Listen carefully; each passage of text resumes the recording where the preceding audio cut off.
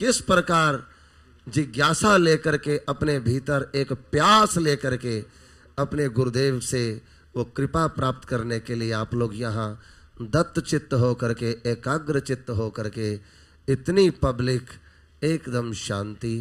मैं तो समझता हूँ ये भी एक मंत्रों का ही प्रभाव है। पूज्य स्वामी सत्यात्मानंद जी महाराज केवल 2 मिनट के लिए अपने विचार आपके समक्ष रखें। हरिओम। गुरुर्ब्रह्मा गुरुर्विष्णु गुरुर्देव महेश्वरा गुरुर् साक्षात् परब्रह्म तस्मै श्री गुरवे नमः। ध्यानमूलं गुरुर्मूर्ति पूजामूलं गुरुर्पदं मंत्रमूलं गुरुर्वाक्यं मोक्षमूलं गुरुकृपा। बोले सच्चिदानंद भगवान की। भाव और प्रेम से मेरे साथ 2-3 बार जय घोष करेंगे, क्योंकि कथाएं करते करते पूरे देश में घूमते घूमते पहली बार इस विशाल प्रांगण में आने का मौका मिला। दोनों हाथ उठा करके धर्म की स्थापना करिए, और जब धर्म की स्थापना होगी तो जहां पर धर्म होता है वहां विजय होती है, और जहां पर अधर्म होता है वहां पर हार होती है। आप लोग हार के लिए आए या जीत के लिए? बोलो जी। अगर जीतने के लिए आए हो, सफलता हासिल करने के लिए आए हो, जिंदगी के सारे दुखों की निवृत्ति के लिए आए हो, तो पहले इस कुरुक्षेत्र की धरती पर पहले खुद को समर्पित करो। और जब समर्पित हो जाओगे, याद रखना, तब गुरु कृपा मिलेगी। अगर समर्पित नहीं होगे तो कुछ भी मिलने वाला। दोनों हाथ उठाइए मेरे साथ। धर्म की, अधर्म का, प्राणियों में विश्व का, गौ माता की, गंगा माता की, गायत्री माता की, भारत माता की। परम सम्माननीय मेरे ही अखाड़े में इसी हरिद्वार कुंभ मेले पर जहां मैं भी था, उस पावन अवसर पर पूज्य सम्माननीय महामहिम महामंडलेश्वर ब्रह्मर्षि पूज्य श्री स्वामी कुमारानंद सरस्वती जी महाराज। हमारे यहाँ सरस्वती भी होते हैं, गिरी भी होते हैं, पुरी भी होते हैं और भारती भी होते हैं। मेरे नाम के आगे गिरी लगा हुआ है और पूज्य स्वामी जी के नाम के आगे सरस्वती लगा हुआ है। याद रखिएगा, सरस्वती ही ऐसी है जो मंत्र की दात्री है। यह सौभाग्य है कि स्वामी जी को महामंडलेश्वर बनने पर सरस्वती पद ही दिया गया। यह शायद पहली बार है।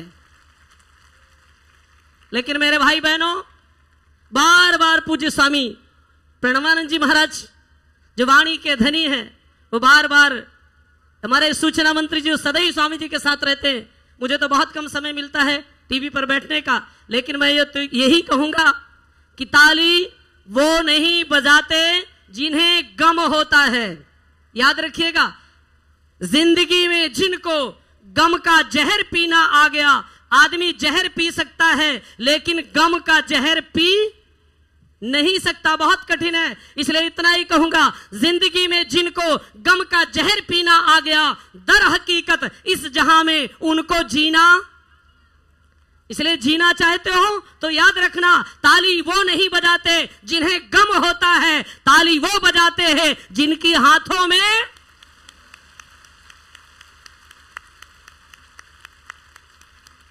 बहुत बहुत धन्यवाद आप सभी का। और मैं यही कहूंगा मेरे भाई बहनों, यहां इतने पूज्य संत विराजमान हैं, इतने बड़े बड़े महामंडलेश्वर यहां विराजमान हैं, जो खुद अपनी कथा में व्यस्त रहते हैं, खुद कार्यक्रमों में व्यस्त रहते हैं। मैं भी अभी कल ही कानपुर का कार्यक्रम के यहां करके पहुंचा, लेकिन मेरे परम अभिन्न मित्र परम पूज्य वाणी के धनी पूज्य स्वामी प्रणवानंद जी महाराज का संदेश गया।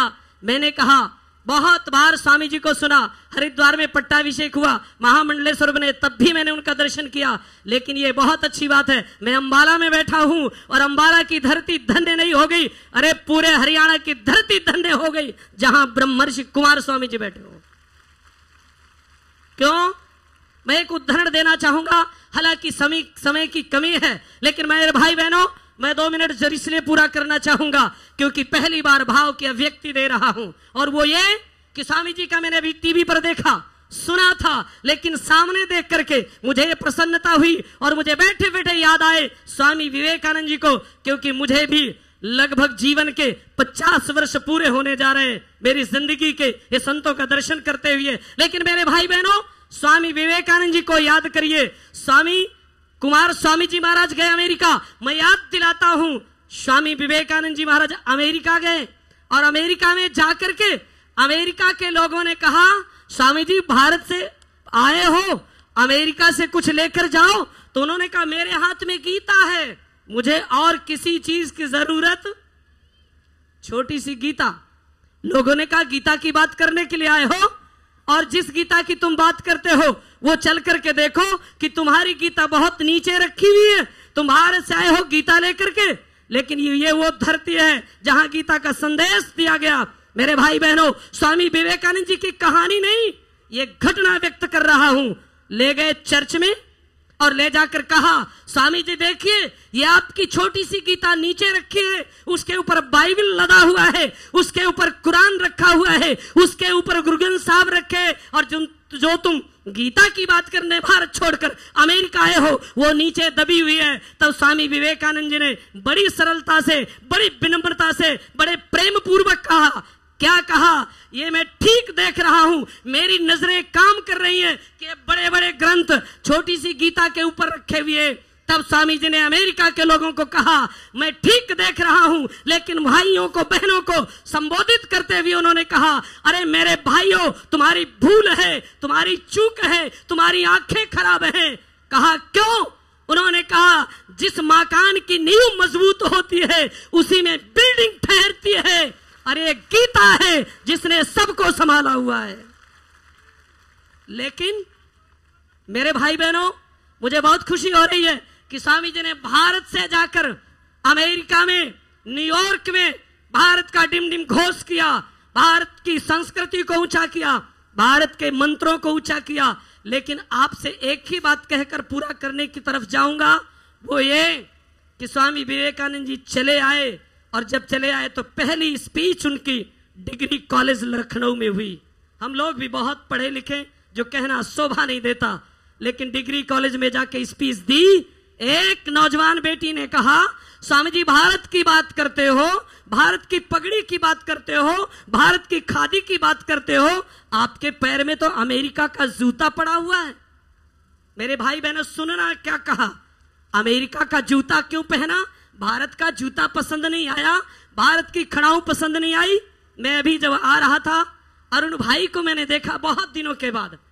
मैंने कहा, मैं अपनी खड़ाऊ छोड़कर जा रहा हूं, वापस मिल जाएगी कि नहीं? ये अभी अभी की बात है, जानबूझकर मैंने ऐसा सवाल किया। तो अरुण गोविल भाई ने कहा, आप जाइए, ये जूता होता तो ना मिलता, खड़ाऊ है, ले जाएगा तो पूजा करेगा, और करेगा भी क्या इसका? क्या बात कही उन्होंने, मुझे बड़ी पसंद आई। और बिल्कुल ठीक बात है, ये महापुरुषों की चरण रज मिल जाए, इन महापुरुषों की खड़ाओं का दर्शन हो जाए, इनकी नजर पड़ जाए तो नजर बदल गई, तो नजारे बदल गए, और किश्ती का रुख बदला तो किनारे। इसलिए मैं यही कहूंगा पूज्य स्वामी जी के लिए सम्मान में, और इतना ही कह करके कि ना काबिलों की बात क्या, बहुत लिखता रहता हूं इसलिए दोहरा रहा हूं, ना काबिलों की बात क्या, काबिल बदल रहे हैं। अरे साहिल का क्या भरोसा, समंदर बदल रहे हैं। ध्यान रखिएगा मेरी बात को, ना काबिलों की बात क्या, काबिल बदल रहे हैं। अरे समंदर का क्या भरोसा, साहिल बदल रहे हैं। यूं हंसकर बोले कुमार स्वामी जी, मैं अपना नाम काट रहा हूं यहां पर, यूं हंसकर बोले कुमार स्वामी जी, अरे तुम तो दल बदल रहे हो, हम दिल बदल रहे हैं, हम दिल बदल रहे हैं। क्या बदल रहे हैं? बोलो जी, क्या बदल रहे हैं? और राजनीतिक लोग क्या कर रहे हैं? और दल बदलने वालों ने स्वामी रामदेव जी को कहा, ये ठग हैं, जिसकी जैसी नजर होती है उसको वैसा ही दिखाई। बस इतना ही काफी है। लेकिन इतना संकेत जरूर कह करके जाऊंगा कि स्वामी रामदेव जी एक नहीं है, ये इतने संत बैठे हैं इस धरती पर, 13 अखाड़े हैं, और जब संत पर विपत्ति आती है, संत पर आपत्ति आती है, तो भगवान का अवतरण होता है। मैं इतना ही कहूंगा, अब वो समय आ गया है जब पापियों का विनाश होने वाला है। पर मेरे भाई बहनों, इन लाठियों से, अरे जो साधु मरकर जीता है वो लाठियों से डरने वाला, वो गोलियों से डरने वाला, वो डरने वाला नहीं है। स्वामी विवेकानंद ने कहा, मेरे भाई बहनों, तुमने ठीक देखा, मैंने अमेरिका का जूता डाला हुआ है, तो आपने भारत का जूता क्यों नहीं पहना, भारत के खड़ाओं पे क्यों नहीं पहनी? मैं इसलिए कहना चाहूंगा, पूज्य कुमार स्वामी जी महाराज गए अमेरिका, लेकिन जो देकर आए मैं उनके सम्मान में व्यक्त कर रहा हूं। तो स्वामी विवेकानंद जी ने कहा, तुमने मेरे पैरों की तरफ देखा, तुमने मेरे सिर की तरफ नहीं देखा। बोले क्या देखा? आपके सिर में भारत की 17 हाथ की पगड़ी बंधी हुई है, और क्या है आपके सर पर? तो स्वामी विवेकानंद जी ने बड़ी विनम्रता से कहा, पूरे देश के लोगों ने कहा, मेरा भाव इतना था, मैं अमेरिका गया, वहां की स्त्रियों को देखा, मैंने वहां के भाइयों को देखा, वहां की बहनों को देखा, लेकिन मेरी समझ में यही आया, एक चीनी मिट्टी की प्याली होती है, एक मिट्टी की प्याली होती है। चीनी मिट्टी की प्याली में बार बार चाय पी जाती है और उसे धोकर रख दिया जाता है, लेकिन भारत की स्त्री मिट्टी की प्याली है और विदेश की स्त्री चीनी मिट्टी की प्याली है। भारत की स्त्री एक बार पति स्वीकार करती है और विदेश की स्त्री बार बार स्वीकार करती है। लेकिन स्वामी विवेकानंद जी ने कहा कि मैंने क्या किया, 17 हाथ की खादी की पगड़ी को मैंने अपने सिर पे नहीं, अरे जो भारतीय संस्कृति है, जो भारतीय भाषा है, जो भारतीय वेद सभ्यता है, वो मैंने सिर पर संभाली है और विदेशी संस्कृति को पैरों के नीचे कुचल करके मैंने रखा हुआ है। इसलिए मेरे भाई बहनों, मैं इतना ही कहूंगा, आज समय मिला स्वामी जी के बीच में, और एक लाइन कहकर समाप्त कर देना चाहूंगा। जब किसी को बिच्छू दंश होता है, सर्प दंश होता है, तो जो मंत्र बोलता है, बेहोश वो पड़ा है, जिसे सर्प दंश हो चुका, जिसे जहर चढ़ा, उसे पता नहीं कि क्या बोल रहा है मंत्र बोलने वाला, उसे समझ नहीं आ रहा जहर उतारने वाला क्या बोल रहा है, लेकिन हमने अपनी आंखों से देखा, मंत्र बोलता रहता है, जहर उतरता रहता है और वो आदमी ठीक हो जाता है, मौत से बच जाता है। जैसा कि पूज्य एक महापुरुष ने बोला था कि मंत्र की बहुत बड़ी शक्ति है। मैंने सुना अभी कि आप 3 बजे तक बैठे रहते हो। मैं इतना ही कहूंगा कि अगर जिसे सर्प दंश हो, बिच्छू दंश हो, अगर मंत्र बोलने से अगर बिच्छू का जहर उतर सकता है, सर्प का जहर उतर सकता है, तो मैं यही कहूंगा, पूज्य स्वामी जी महाराज यहां से मंत्र देते हैं, लोग टीवी में देखते, पूरे विश्व में देते हैं, जो भी देखेगा, वो जो भी सुनेगा, उसकी सारी जिंदगी का जहर उतर जाएगा और मुक्त हो जाएगा, भगवान को प्राप्त कर जाएगा। इसलिए मेरे भाई बहनों, पूज्य सूचना मंत्री जी की बात का निश्चित है, मैं समझता हूं बोलते बोलते कि स्वामी जी सोच रहे होंगे सत्यात्मानंद ने अधिक समय ले लिया। इतना ही कहूंगा, कभी कभी मैं आपको संस्कार चैनल पर मिलता हूं। अभी थोड़े दिन पहले 108 बेटियों का विवाह किया।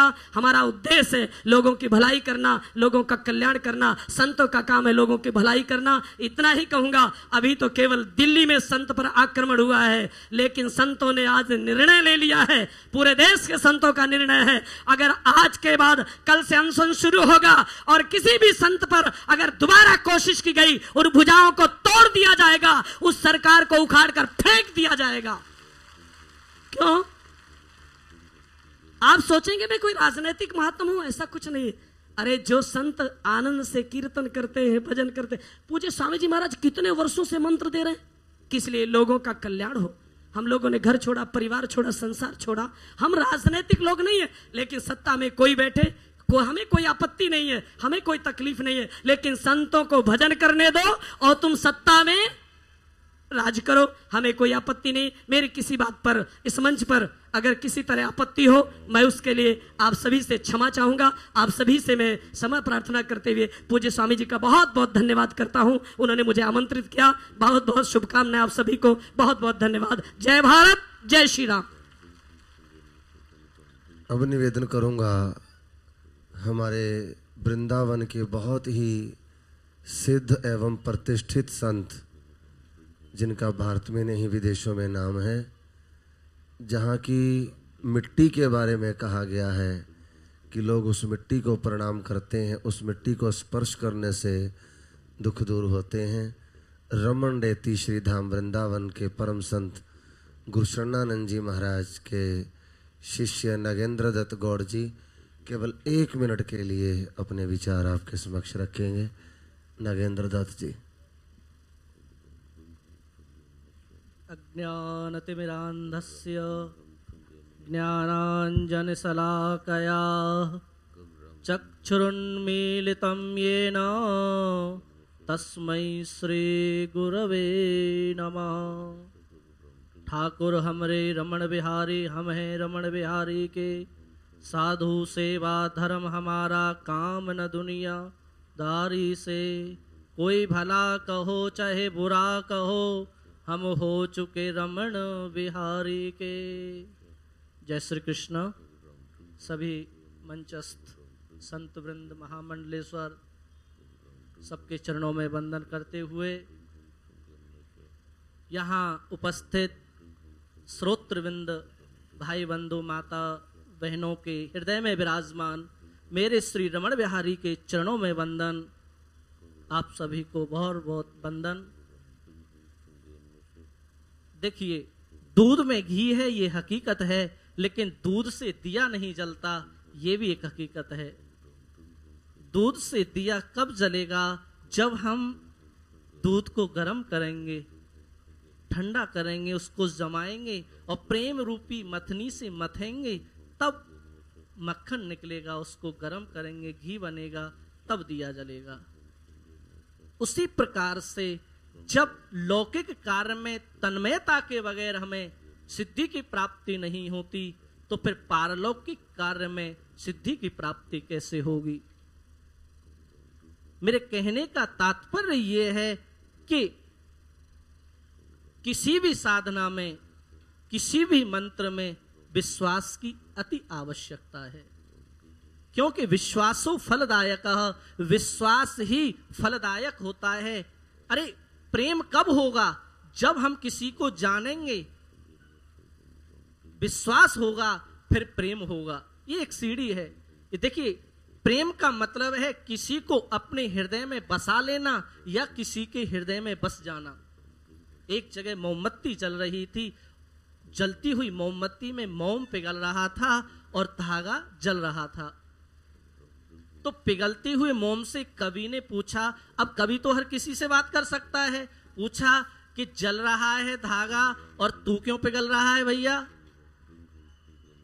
तो उस पिघलते हुए मोम ने जवाब दिया कि जिसे अपने दिल में बैठाया हो उसे जलते हुए देखा नहीं जाता। ऐसे ही संत साधवो हृदयम मय्यम, भगवान के हृदय में रहते हैं साधु और भगवान के हृदय हैं ये संत। इसलिए साधु वही हैं जो दूसरे के कार्य को साधे, वो साधु जो अपनी उंगली तुम्हें पकड़ा करके सन्मार्ग का रास्ता दिखा दे, उसी को संत कहते हैं। तो वही कार्य आज हमारे पूज्य श्री ब्रह्मर्षि श्री कुमार जी महाराज आपको मंत्र के द्वारा, देखिए मंत्र कृष्ण ने भी अर्जुन को दिया था, लेकिन ऐसे ही नहीं दे दिया था, ऐसे ही गीता का उपदेश नहीं दिया था। पहले अर्जुन खूब मूड फोड़ रहा है कि मैं क्या करूं क्या करूं, लेकिन तब उसने यह कहा है कि कार्पण्य दोषो परत स्वभाव प्रच्छा में त्वाम धर्म सम्मूढ़ चेतः यच्छ्रेयस्यान निश्चितम ब्रूहि तन में शिष्यस्य ते हम साधिमाम त्वाम प्रपन्नम। मैं कायर हूं, कृपण हूं, मूर्ख हूं, मैं चारों तरफ से फंसा हुआ हूं, अब आप मुझे साधो। जब आप चारों तरफ से परेशान हो जाएं, भटक रहे हैं संसार में, तब सच्चे संत सदगुरु की शरण में आ जाना, तुम्हें निश्चित रूप से रास्ता मिल जाएगा। उसी प्रकार से हमें सच्चा रास्ता दिखाने के लिए, हमको दुखों से दूर करने के लिए ये सच्चे संत सदगुरु हमारे जीवन में आए हैं और हमें सदमार्ग दिखा रहे हैं। देखिए, संतों का रास्ता तो ऐसा है। एक बात मैं आपसे कह दूं, तुझे मैं देने से पहले बता दूं, बड़ी तल्ख होती है पीने से पहले। पेय ये रसायन है, रसरूप है, रसो वही सहा। सत्संग ये मंत्र, ये बीज मंत्र रसरूप है, इसीलिए रसो वैसा, ये मंत्र जो है सब परमात्मा का रूप है। इसलिए तुझे मैं देने से पहले बता दूं, बड़ी तल्ख होती है पीने से पहले। मेरे मासूक की अदा है निराली, गिराता बहुत है उठाने से पहले। एक बार इसको चख लिया, एक बार शरण में आ गए और इस मंत्र का अनुभव कर लिया, तो निश्चित रूप से आपको वो आनंद प्राप्त होगा जो आपको कहीं किसी भी संसार में कहीं भी आपको नहीं मिला होगा। बहुत बहुत आशीर्वाद हम तो लेने के लिए आए हैं। मैं अधिकारी नहीं हूं किसी को साधुवाद देने का। बस मैं यही प्रार्थना करता हूं कि हमारे बीच में जो पूज्य स्वामी ब्रह्मर्षि श्री कुमार स्वामी जी महाराज उपस्थित हैं, इन्होंने हमारे भारत के गर्व को, हमारे देश को ऊंचा उठाया है और वो सम्मान दिया है जो कोई नहीं दे सकता। अरे हमारे दुनिया के लोग बाहर पढ़ने के लिए जाते हैं, लेकिन इन्होंने तो हमारे देश को यहीं से ऊंचा किया है। बड़े ही भगवान के प्रेमी हमारे बांके बिहारी जी के धाम में, वृंदावन में बड़ा सुंदर भव्य आश्रम बनने को जा रहा है। आप सभी वहां आए और उनके दर्शन करें। आश्रम के बड़ा दिव्य आयोजन वहां भी हुआ था। हेमा मालिनी जी भी वहां आई थी, इनका बड़ा दिव्य नृत्य भी हुआ था। बड़ा आनंद के साथ हम सभी ने उसके आनंद लिए। इसी के साथ मैं सभी संत वृंदों के चरणों में वंदन करते हुए अपनी वाणी को यहीं विराम देता हूँ। जय श्री कृष्ण। बहुत सुंदर विचार।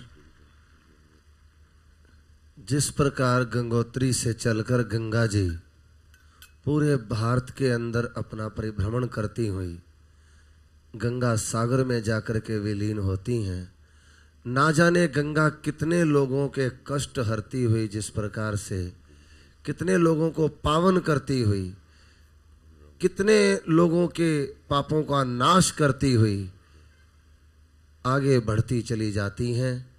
इसी प्रकार हमारे महामंडलेश्वर कुमारानंद सरस्वती जी महाराज की ये मंत्रों की एक गंगा पूरे भारत में नहीं बल्कि पूरे विश्व के अंदर लोगों का कल्याण करती हुई अपनी अवच्छिन्न और अविरल धारा की तरह इसी तरह से बढ़ती रहे।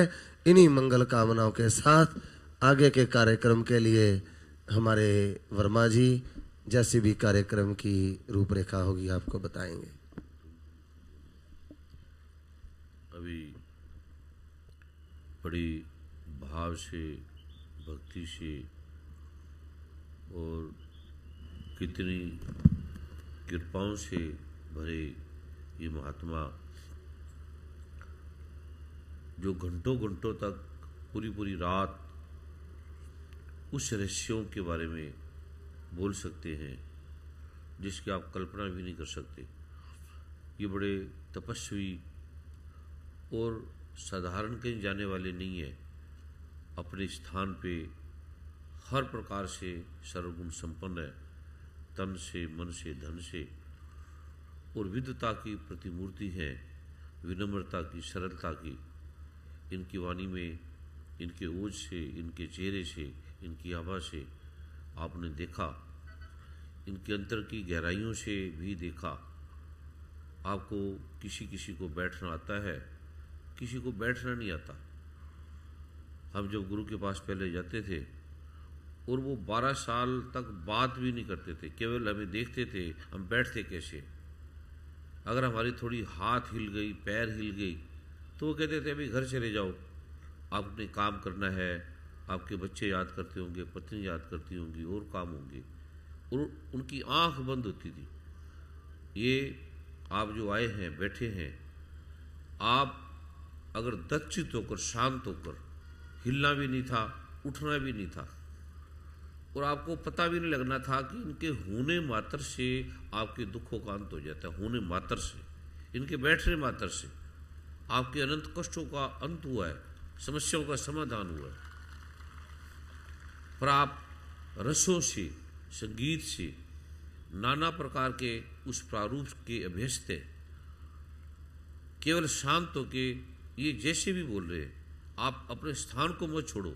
स्थान छोड़ दोगे तो वो जो किस्मत है, वो जो ऊर्जा का प्रारूप है, वो जो देवीय प्रारूप है, वो वहाँ से तिरोहित हो जाता है। जब ये संत बैठे हों तो वहाँ स्थान मत छोड़ो, वहाँ बैठ जाओ, बैठे रहो, और आपको पता भी नहीं लगेगा आप आए किस लिए हैं।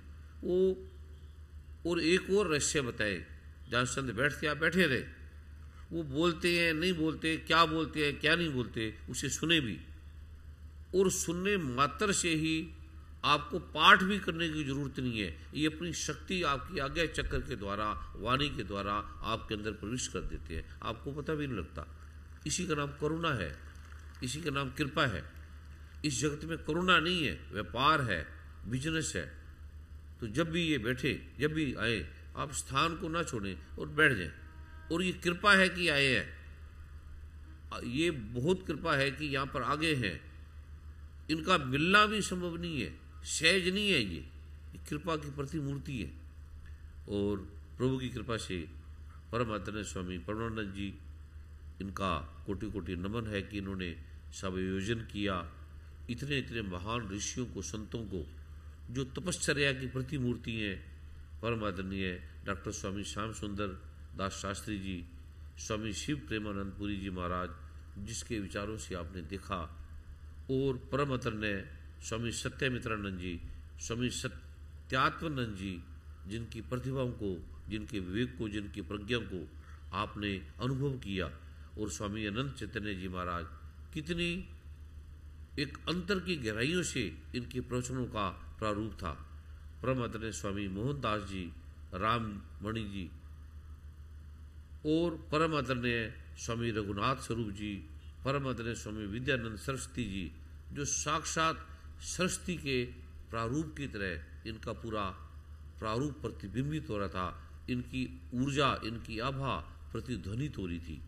और परम आदरणीय स्वामी सुख सागर जी महाराज, परम आदरणीय स्वामी कमल स्वरूप जी महाराज, परम आदरणीय स्वामी हरिहरानंद जी महाराज, परम आदरणीय स्वामी जगदीश दास जी महाराज, परम आदरणीय स्वामी रवि शास्त्री जी महाराज, और परम पूजनीय स्वामी राघव दास जी महाराज, और परम विवेकी स्वामी हरिदास जी महाराज, परम प्रतिभाओं से संपन्न स्वामी सत्यव्रतानंद जी महाराज, संत बोनी जी महाराज, और परम श्रद्धेय स्वामी दर्शनानंद जी महाराज, परम प्रतिभाओं से संपन्न आचार्य स्वामी नागेंद्र दत्त गौड़ जी, और गुरु परम श्रद्धेय स्वामी शरणानंद जी कारशनी महाराज, और कितनी प्रतिभाओं से संपन्न इनके विवेक, इनकी वाणी, और उन्होंने कितनी कितनी कृपा की।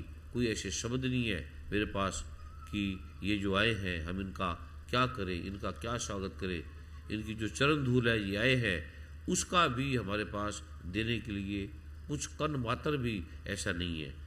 तो इनके स्वागत में सभी ने ताड़ी मारनी है कि ये आए हैं, और हम इनका, और कैसे हरिद्वार कहाँ साधनाओं में रत, कहाँ इनका जीवन संध्या के समय ये अपनी साधना में मौन हो जाते हैं, विलीन हो जाते हैं, और कहाँ हरिद्वार वृंदावन कहाँ से चल के हमें अपनी कृपाओं से, और किस प्रकार उस अलौकिक रहस्यों के अंदर हमें अपनी कृपा देने के लिए आए हैं। और परम आदरणीय महामहिम जगन्नाथ जी पहाड़िया, उनकी धर्मपत्नी, और उन्होंने कितने भाव भक्ति से वो प्रारूप आपके सामने, हमारे सामने रखा। विनम्रता की प्रतिमूर्ति हैं माता जी। परम आदरणीय यहाँ के मुख्यमंत्री भूपेंद्र सिंह जी हुड्डा, कितनी भाव से, भक्ति से उन्होंने इस हजारों लाखों जनमानस को अपने दिव्य संदेश दिया। और परम आदरणीय बहन हेमा मालिनी जी, जो विनम्रता की, भाव की, भक्ति की, नृत्य की, कला की, और हर कलाओं में निपुण है। किस प्रकार भाव भक्ति से हमें अपनी कृपा देने, आपके दर्शन करने, महात्माओं के दर्शन करने, कितनी दूर से चल के ये मुंबई से आए हैं, और फिर उन्होंने सुबह सुबह जाना है। और इनकी बेटी ईशा देओल, इन्हें आप जानते हैं फिल्मों में अति प्रतिभा संपन्न है, विवेकी है, और विनम्रता, सुंदरता की प्रतिमूर्ति है। और परम आदरणीय अरुण गोविल जी, जिनके राम के प्रारूप को आपने देखा, और कैसे कैसे विवेक की और सरलता की प्रतिमूर्ति है। किस प्रकार एक बच्चों की तरह सरलता से सब संतों के पास जाते हैं, सेवा कर रहे हैं, और किसी प्रकार का कोई अहम नहीं है, कोई दम्भ नहीं है। विवेक की प्रतिमूर्ति है ये। परम आदरणीय अर्जुन जी, जो आपने देखा, परम आदरणीय युधिष्ठिर जी, जिनके बारे में आपने अनंत अनंत टीवी सीरियलों में देखा। और परम आदरणीय हमारे भाई साहब जगन्नाथ जी नागपाल, जो बड़े विद्वता की प्रतिमूर्ति हैं, आपने इन्हें सुना भी। और परम आदरणीय कोडाराम जी राजस्थान, जिन्होंने वर्षों प्रभु की कृपा का और भक्ति के प्रारूप है और अनंत अनंत संगीत के प्रारूप को जानने वाले हैं। और परम आदरणीय पंडित देव दिलजार जी, जो अमेरिका, कनाडा, इंग्लैंड, यूरोप, अनंत अनंत देशों में अनंत अनंत सरकारों के द्वारा इन्हें सम्मानित किया गया। अनंत कलाओं में और भक्ति के संतत्व के भी ये संत भी है, खाली कोई संगीतकार भी नहीं है। और अनंत आश्रमों के अनंत वैज्ञानिक, साइंटिस्ट, डॉक्टर, अनंत अनंत प्रतिभा संपन्न जो महात्मा, आप पीछे जाएंगे जो बैठे हैं, सरलता की प्रतिमूर्ति है। अनंत मेरे साथ गुफाओं में, हिमालय में अनंत अनंत इनकी कृपा मुझे प्राप्त हुई। और कोई ऐसा शब्द नहीं है मेरे पास। अभी जो महात्मा आए हैं, इन्होंने फिर हरिद्वार भी जाना है। मैं थोड़ी देर आपसे आज्ञा लूँगा। और आपने किसी ने स्थान नहीं छोड़ना बिल्कुल भी। परम आदरणीय पंडित देव दिलदार जी अगर होंगे तो वो भजन का जो प्रारूप है वो गाएंगे, नहीं होंगे तो संजय जी उस प्रारूप को रखेंगे। महात्मा का मैं इनकी चरण स्पर्श करूँगा, इन्हें सम्मान करूँगा। सम्मान इनका हम क्या कर सकते हैं? हम कुछ भी नहीं दे सकते इनको। ये आए हैं तो हमारे पास कोई शब्द नहीं है, कुछ भी नहीं है। तो प्रभु की कृपा का ये जो आए हैं, मैं इन्हें प्रणाम करने के बाद, इन्हें छोड़ने के बाद फिर मैं आपके पास 5-7 मिनट में आ रहा हूँ। और बहन हेमा मालिनी जी, उनकी जो पुत्री है ईशा देओल जी, और वो भी, उन्हें भी 2-4 मिनट वो बड़े भावभक्ति से आपके दर्शन करने के लिए आई हैं। उसके बाद विशेष पाठ करके मैं आपके पास आ रहा हूँ। और अभी मैं जो महात्मा सभी आए हैं, इन सब के स्वागत में आपने फिर एक बार ताड़ी मारनी है।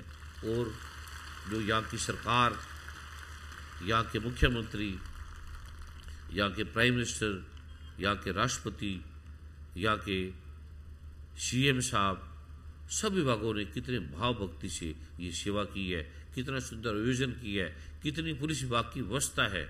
और हर पार्टियों ने, कांग्रेस ने, बीजेपी ने, हर पार्टी ने कितनी सुंदरता से इस प्रारूप को हर प्रकार से, तन से, मन से, धन से, क्योंकि ये कोई पार्टी का नहीं है और ना ये किसी दल का है और ना किसी जाति का है, धर्म का है, किसी भी प्रकार का नहीं है।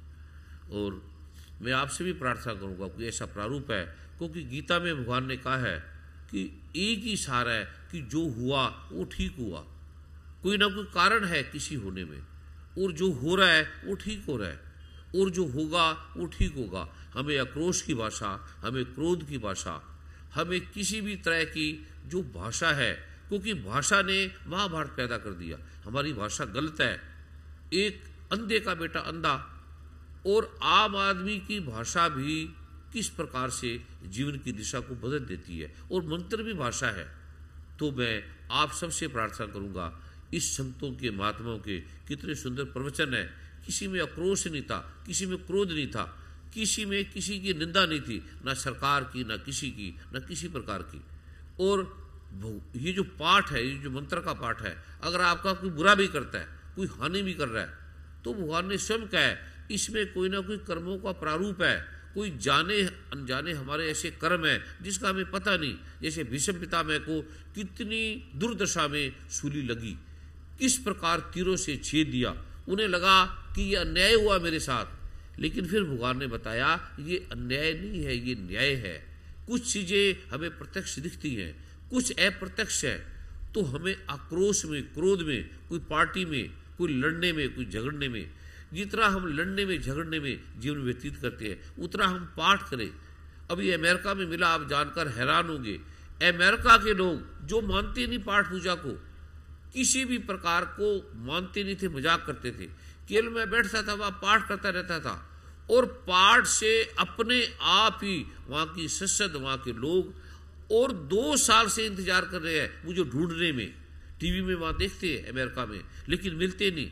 टेलीफोन पता नहीं कितने हैं, पर मिलते नहीं है। और अनायास अपने आप ही, इसमें किसी का योगदान नहीं है, इसमें किसी भी प्रकार का कोई पार्टी का, कोई देश का, कोई व्यक्ति का, किसी भी प्रकार का कोई आलंबन नहीं है। स्वयं आपके जो कार्य है, आपको कोई भी प्रभु से बड़ा कौन गुरु है?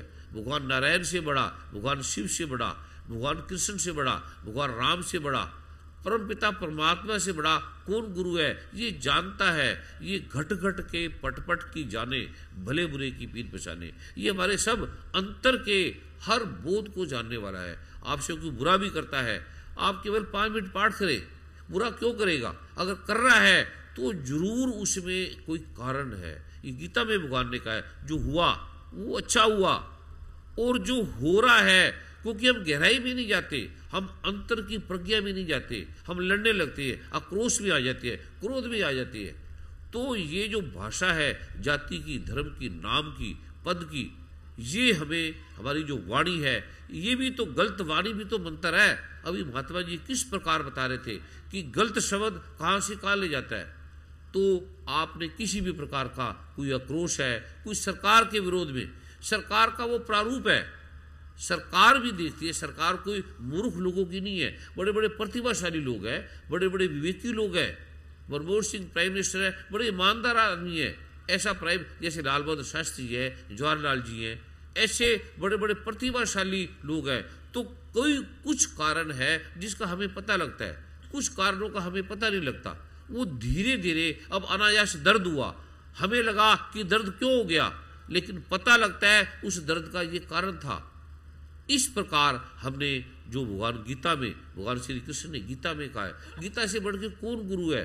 जो हुआ वो अच्छा हुआ, वो ठीक हुआ, और जो हो रहा है वो ठीक हो रहा है, जो होगा वो ठीक होगा। इसमें सारी गीता और सब कुछ सर्वधर्मान, जैसे भी ऋषियों ने बताया कि सब कुछ त्याग कर मेरी शरण में आ, और ये पाठ कर, ये जो मैं पाठ दे रहा हूं, मैं स्वयं नहीं मानता था, और करोड़ों लोग, और वो भी अमेरिका, कनाडा, इंग्लैंड, यूरोप के बड़े बड़े वैज्ञानिक, आप हैरान होंगे कि अमेरिका के राष्ट्रपति स्वयं इन पाठ से राष्ट्रपति बने हैं, अमेरिका के राष्ट्रपति भी। कोई विरोध करने की जरूरत नहीं। आप और छोड़ो, घर में पति पत्नी लड़ाई कर रहे हैं, ऐसा कोई घर है जहां पति पत्नी ना लड़े? अगर लड़ते नहीं तो समझो प्रेम नहीं है। और एक लड़ता है, झगड़ा कर रहा है, आप 5 मिनट पाठ कर लो। 5 मिनट पाठ करने से पत्नी लड़ रही है, पति लड़ रहा है, तो वो शांत हो जाएगा, निर्बल हो जाएगा। कोई प्रॉब्लम है, कोई बाधा है, कोई चिंता है, करोड़ों लोगों की अनुभव है। तो आपको युद्ध करने की जरूरत नहीं, लड़ने की जरूरत नहीं है। कुछ भगवान श्री कृष्ण ने कितना समझाया, कोई करता ही नहीं था पाठ, कोई भी मंत्र का पाठ नहीं करता था। फिर युद्ध के टाइम में वो करते थे।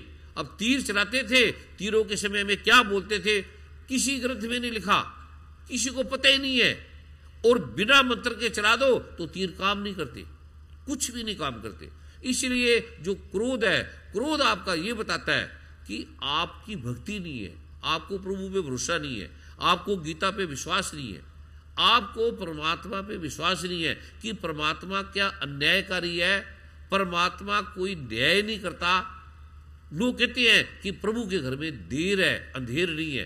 प्रभु के घर में देर भी नहीं है, अंधेर भी नहीं है, कुछ भी नहीं है, एकदम साफ नियम है, साफ साफ है, कोई बगावत करने की जरूरत नहीं। आपका क्यों, मुझे कई बार कोई आदमी मार दिया है तो मैं कहा चल भी ले चल, मरना तो यही हमने, और मुझे ले गया, रात को ले गए इस बहाने कि मुझे उसने किसी को दिखाना था, कोई बीमार था, कोई प्रॉब्लम था, मैं चला गया।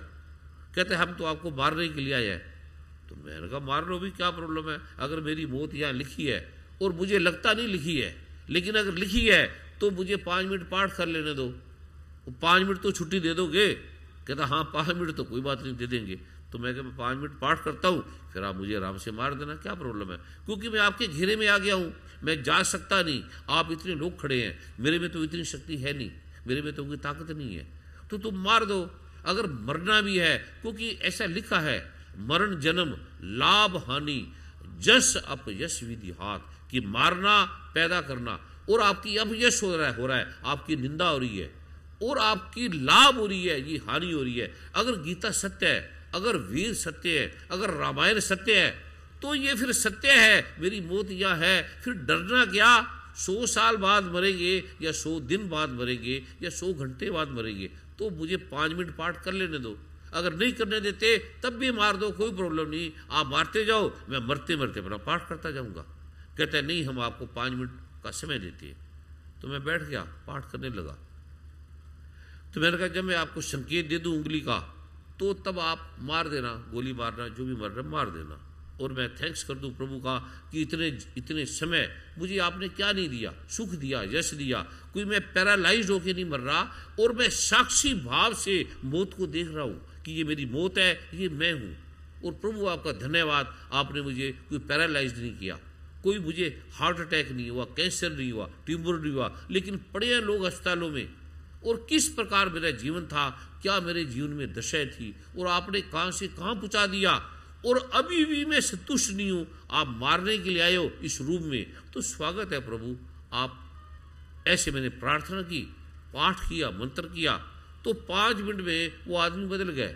वो कहने लगे हमें लगता है कि हम गलत आदमी को मार रहे हैं, जिसको आपको जो मार रहे हैं वो नहीं है। मैंने कहा बात क्या है? कहते हैं एक व्यक्ति ने हमें आपको मारने के पैसे दिए कि आपको मारना है। तो मैंने कहा बात क्या है?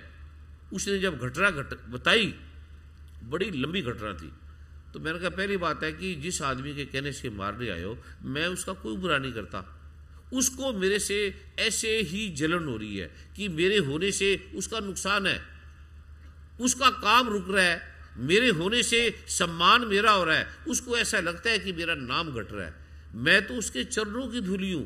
अगर आपको, तो मैं जो भी करने के लिए तैयार हूं। उसको लगता है कि मेरे होने से उसकी गरिमा घट रही है, मैं उसकी गरिमा क्यों घटाऊंगा? मैं तो उसके लिए मर जाऊंगा। तो थोड़ी देर में वो व्यक्ति बदल गए, और वो जिस व्यक्ति ने उसको मारने के लिए बोला था, कहता हम इसी को मारेंगे। मैं कहा इसको मत मारना, इस जिसने मुझे मारने के लिए भेजा है उसको मारने की जरूरत नहीं है।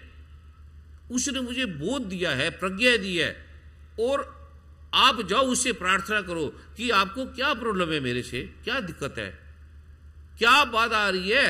अगर आपको लगता है कि मैं यहां से भारत छोड़ के चला जाऊं, तो मैं चला जाऊंगा, दिल्ली छोड़ के चला जाऊंगा, कहीं छोड़ के चला जाऊंगा। मेरे लिए तो अमेरिका ने 8000 एकड़ जगह दी है। कहते हैं आप आ जाओ, यहाँ भारत में क्या पड़ा है? मैं क्या, भारत में मेरी माँ पड़ी है, मेरे भाई पड़े हैं, मेरे ऋषि पड़े हैं, मेरे संत पड़े हैं।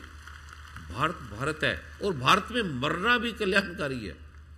तो प्रभु की कृपा का ये लोग मैं देने जा रहा हूं, जो अद्भुत है, सरलता की प्रतिमूर्ति है, और सिंपल है, सरल है, कोई छल नहीं, कपट नहीं, और गोपनीय है, और अद्भुत है। ये आपको आत्मा की ढूंढ है, परमात्मा की जानकारी है।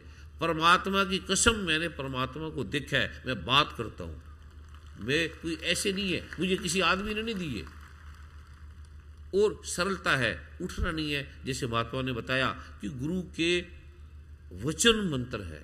गुरु जो बोलता है, अभी आपको बोले कि बैठ जाओ मैं आता हूं, हमें गुरु बोलते थे बैठ मैं आता हूं। एक बार बोला, पहली बार जहां गए तो हम बैठ गए, रात होगी, दिन होगी, 3 दिन हो गए।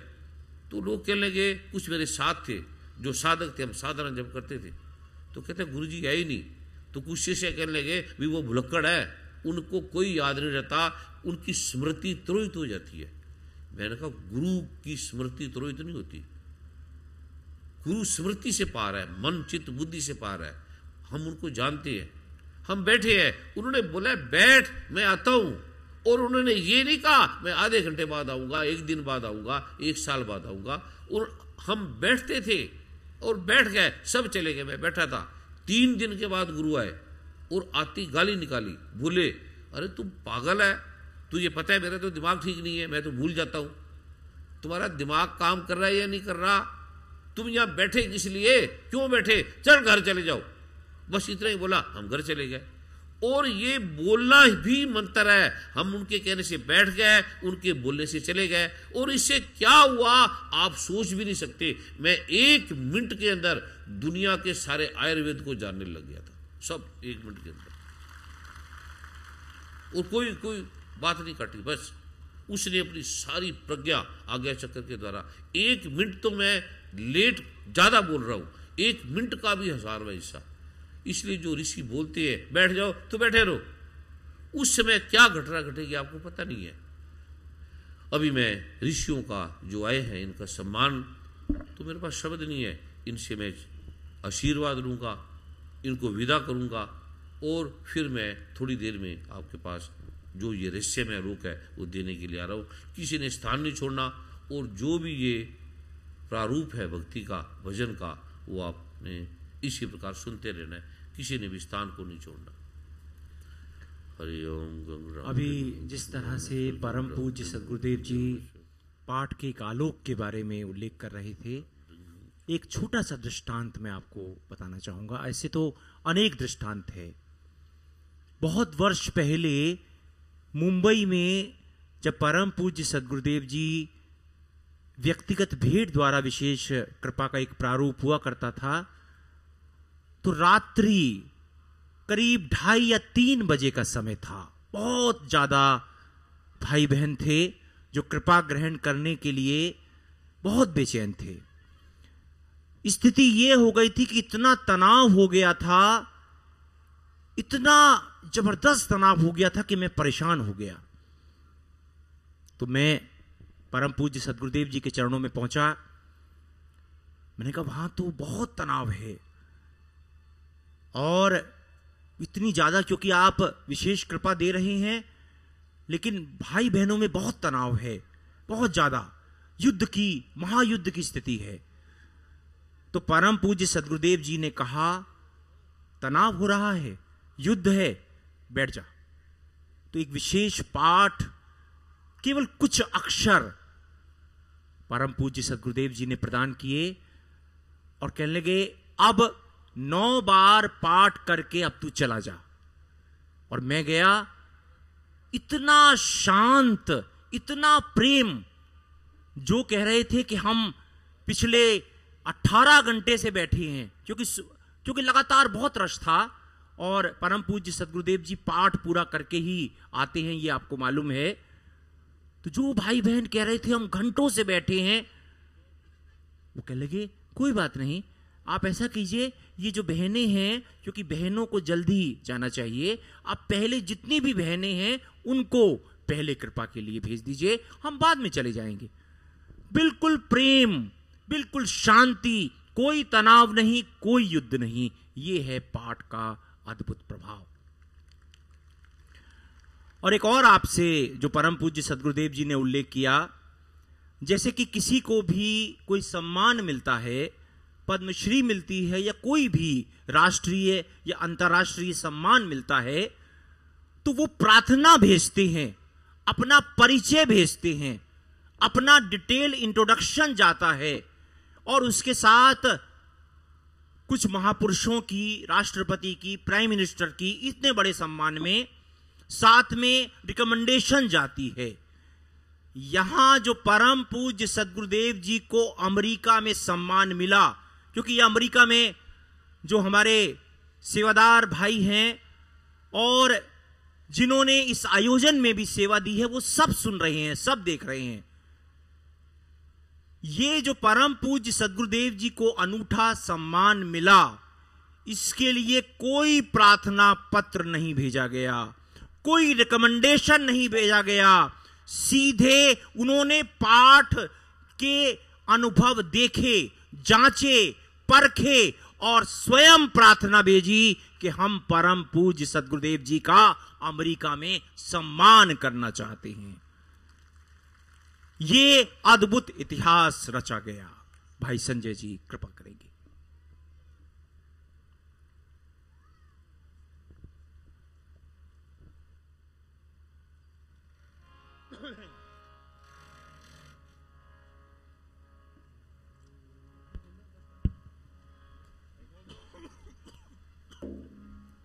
Hello hello hello.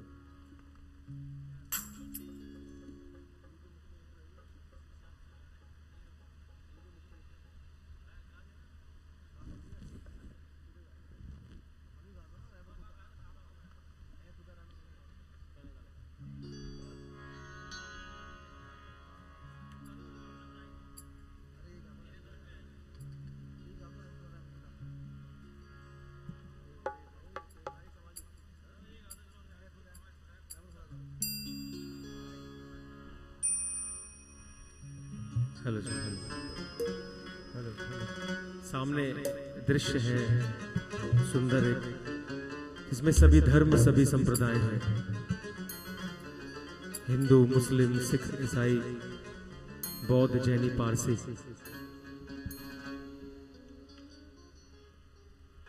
जैसे गुरुदेव अभी थोड़ी देर पहले कह रहे थे कि कुछ रीजन होता है हर एक बात का, जो गीता में लिखा है कि जो हो रहा है वो क्यों हो रहा होता है, उसको स्वीकार करना चाहिए कि वो जो बार बार हो रहा होता है।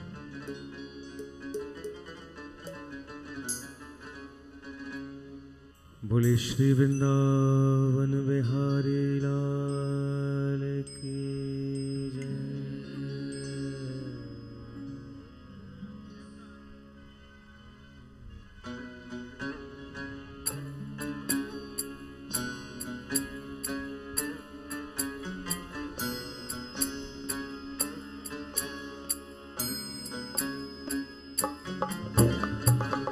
खुदा रहबर खुदा, खुदा रहबर खुदा, खुदा रहबर खुदा, खुदा रहबर खुदा।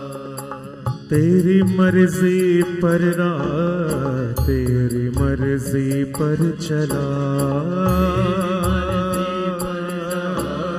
तेरी मर्जी पर चला। खुदा रहबर खुदा, रहबर खुदा, तेरी मर्जी पर रहा, तेरी मर्जी पर चला,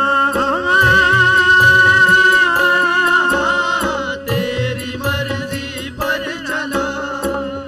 खुदा रहबर खुदा, रहबर खुदा।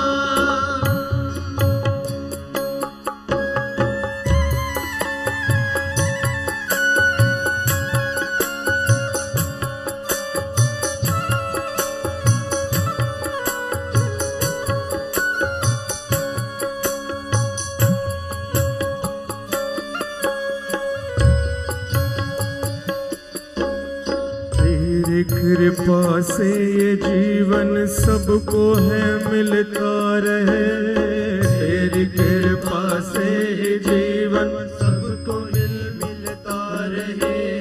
तेरी कृपा से ये जीवन सबको है मिलता रहे, तेरी कृपा से ये जीवन सबको है मिलता रहे। बीज बढ़कर पौधा बनता, पेड़ बनकर फल लगे, बीज बनकर पौधा बनकर पेड़ बनकर फल लगे। तेरी रहमत से हो मालिक,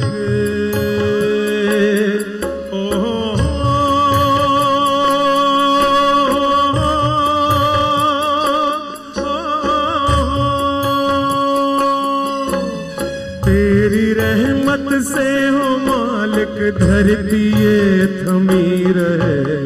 है खुदा रहबर खुदा, खुदा रहबर खुदा, है खुदा रहबर खुदा, खुदा रहबर खुदा। तेरी मर्जी पर रहा, तेरी मर्जी पर चला,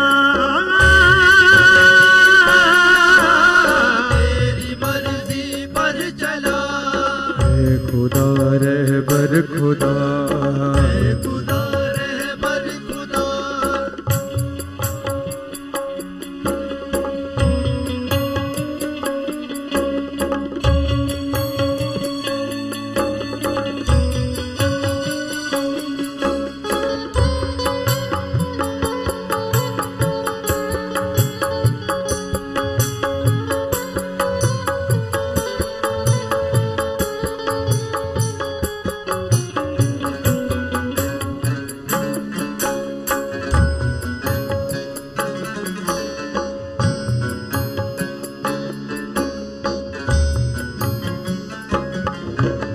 तुम्हारी कृपा से ही सूरज रोशनी देता रहे, तेरी कृपा से ही सूरज रोशनी देता रहे। तेरी कृपा से ही सूरज रोशनी देता रहे, कृपा से ही सूरज रोशनी देता रहे। हवा चलती अग्नि जलती जल सदा मिलता रहे, हवा चलती अग्नि जलती जल सदा मिलता रहे।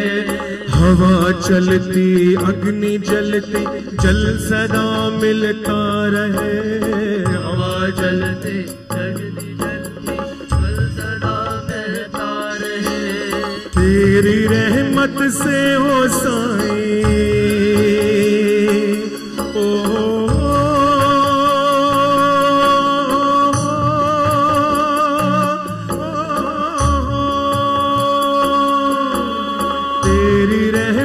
से हो साईं फलक पर तारे रहे।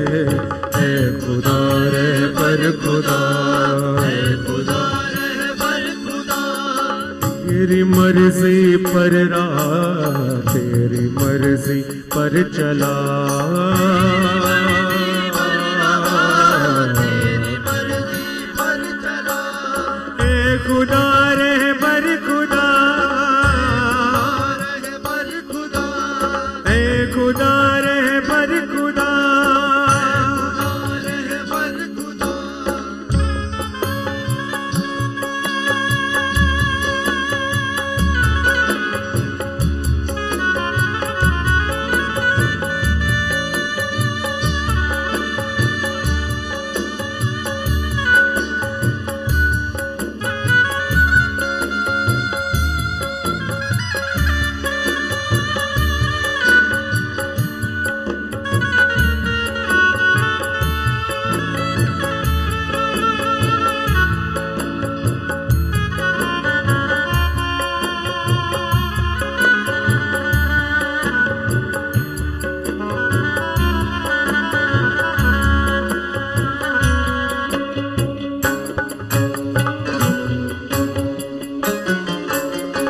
सृष्टि करता ब्रह्मा तुम हो, पालन करता विष्णु तुम। सृष्टि करता ब्रह्मा तुम हो, पालन करता विष्णु तुम हो। सृष्टि करता ब्रह्मा तुम हो, पालन करता विष्णु तुम। सृष्टि करता ब्रह्मा तुम हो, पालन करता विष्णु तुम। पालन करता तुम प्रभु, संहार करता शिव हो तुम। पालन करता तुम प्रभु, संहार करता शिव हो तुम। तेरी रहमत से हो मालिक,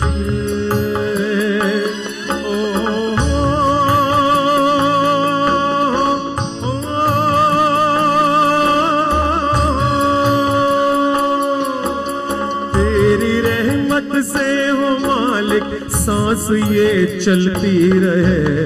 ऐ खुदा रह बर खुदा, खुदा रह बर खुदा, ऐ खुदा रह बर खुदा, खुदा रह बर खुदा। तेरी मर्जी पर राह तेरी मर्जी पर चला,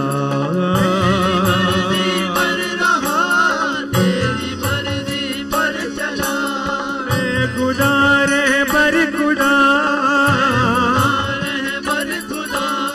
ऐ खुदा रह बर खुदा, ऐ खुदा रह बर खुदा, ऐ खुदा रह बर खुदा, ऐ खुदा रह बर खुदा।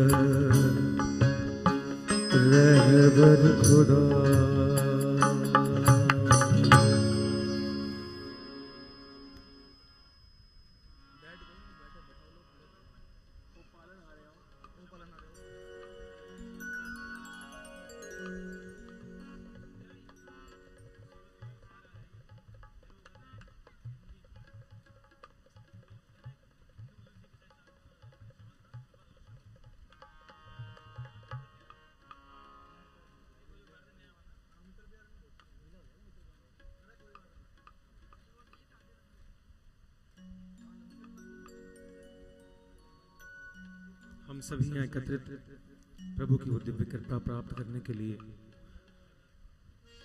जो सभी धर्मों की है, सभी संप्रदायों की है,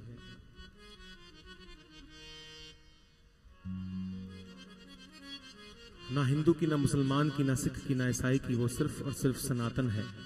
जैसे सूर्य भगवान सबको एक बराबर रोशनी देते हैं,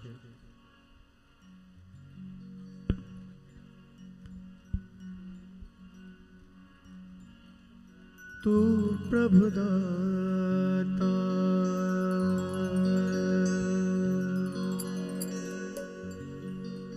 दान मत पूरा,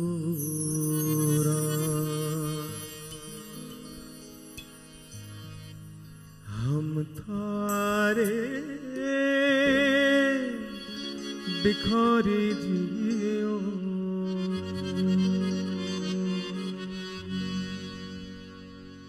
तू प्रभु दाता दान मत पूरा, हम थारे भिखारी जियो।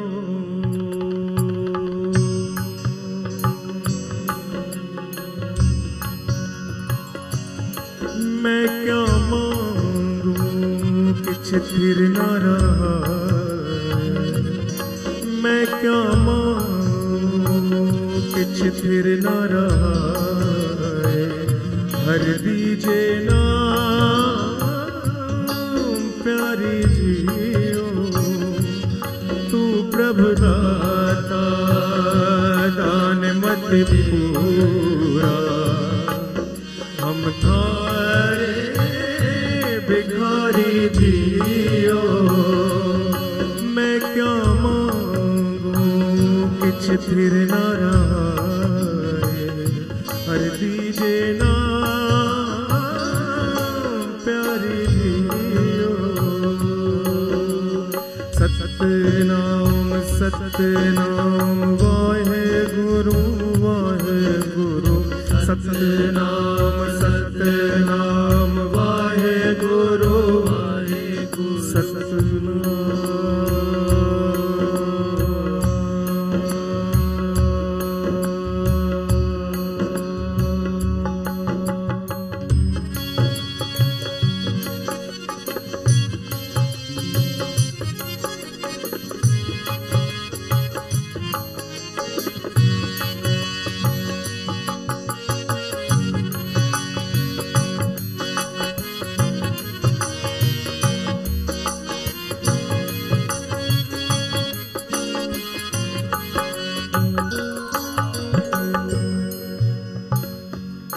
घट घट रब रहा बनवारी,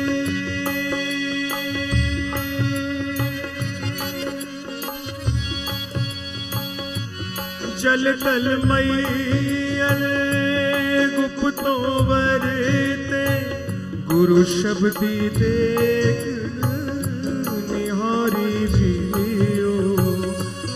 मैं क्या किछ फिर न रहा, हर दीजे ना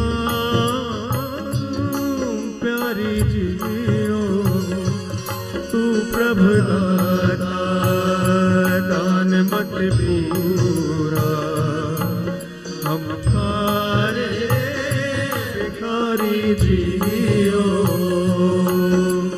सतनाम सतनाम वाहे गुरु सतनाम सतनाम वाहे गुरु सतनाम।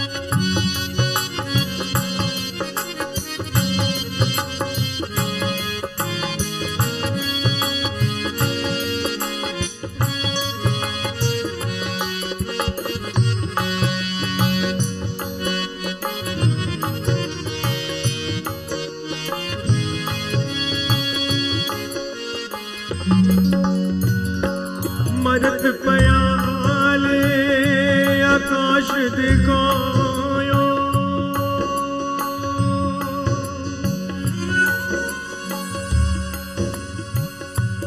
मरत पयाले आकाश दिखायो, गुरु सतगुरु कृपा तारी जीरो, तो ब्रह्म ज्ञानी है दीवानी, घट भीतर देख मुरारी जियो, तो ब्रह्म ज्ञानी है दीवानी, घट भीतर देख मुरारी जियो।